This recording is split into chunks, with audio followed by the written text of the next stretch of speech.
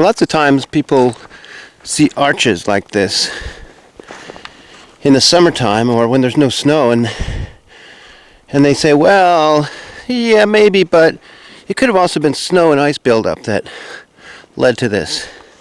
I'd like to try to demystify the whole notion of winter causing these things, because here it is, the middle of winter, and you can see that we've just recently had a snowstorm, and this is how much it builds up on a tree that's only, say, 2.5 or 3 inches in diameter, more at the base. There's just not enough room, there's not enough surface area on the top of this tree for very much snow to build up at all. It's not going to pull down a tree like this, much less shove it underneath a log. See, this has been firmly, I can't even budge this. It's been firmly pinned underneath, and that's what results in it being pretty sharply curved down at a sharp angle. And it was pulled so hard that it broke up here. It just snapped. That's the force that was used. It snapped here, and it also snapped down here. It's bigger down here. It's more like 5 or 6 inches in diameter, and it's probably mostly dead now. But when it was alive, this took a lot of strength to pull it where it was growing. It was growing here, just a normal tree like the others, and then at some point it was yanked over and shoved underneath this tree. It's not going that far down first and then pinned by a falling tree. But why I like this arch so much better than many others is that you can tell that it was pulled down. It didn't just go down because of the breaks evidencing force. Another interesting point about this is that just a quarter mile away is one of my very favorite structures that I've ever come across.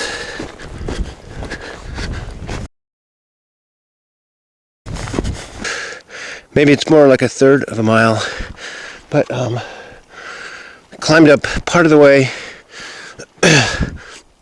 on a little mountain that used to be called on old maps Satan's Point. I think in the old days, and still sometimes today, people hear the screams and attribute a demonic or evil connotation to them, instead of thinking of them coming from a flesh and blood creature. And here's the structure. I just love this because it's way in the middle of nowhere, off the trail. There's no reason a person would want to put this together, and it would have been really hard too, because it uses 6 different trees, and I think it's beautiful. These are spaced almost exactly the same distance apart. They cross very tightly here at the hub. You can see just how tight it is.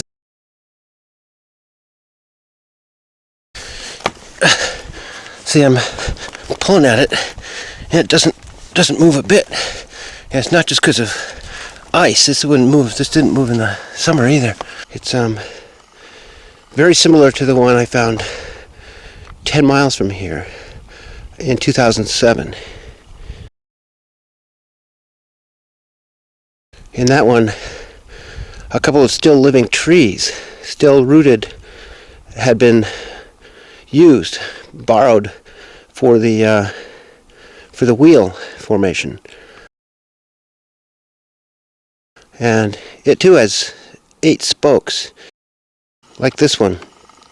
So that's a correlation 10 miles from here. But where I am now is within 3 miles of where my daughter and I found apparent tracks. My natural stride is there, and after I have to really stretch to get there. And then up here, a pretty clear and really wide impression. And also, it's about 2.5 miles from where I recorded those wood knocks in May of the same year.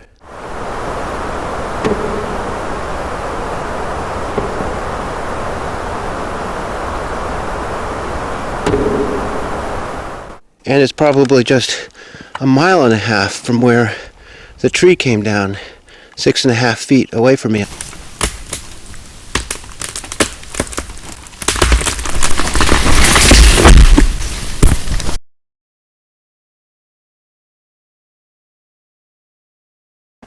Here, not this mountain, but that one over there, the far side of that is where the tree came down. So you can see this sort of proximity we're talking about here.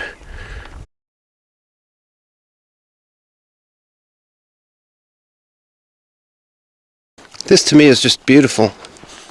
It may very well be an aesthetic expression, perhaps in addition to being a marker. I mean, if they think of this mountain and have, maybe for centuries, back to when the old map was made and stretching before that, if they think of it as theirs, this could be telling other Sasquatch clans who may come through the area and or human beings just that this is the boundary or threshold into their territory, or perhaps a smaller subset of their territory that they consider even more their own or sacred for some reason that we don't know yet.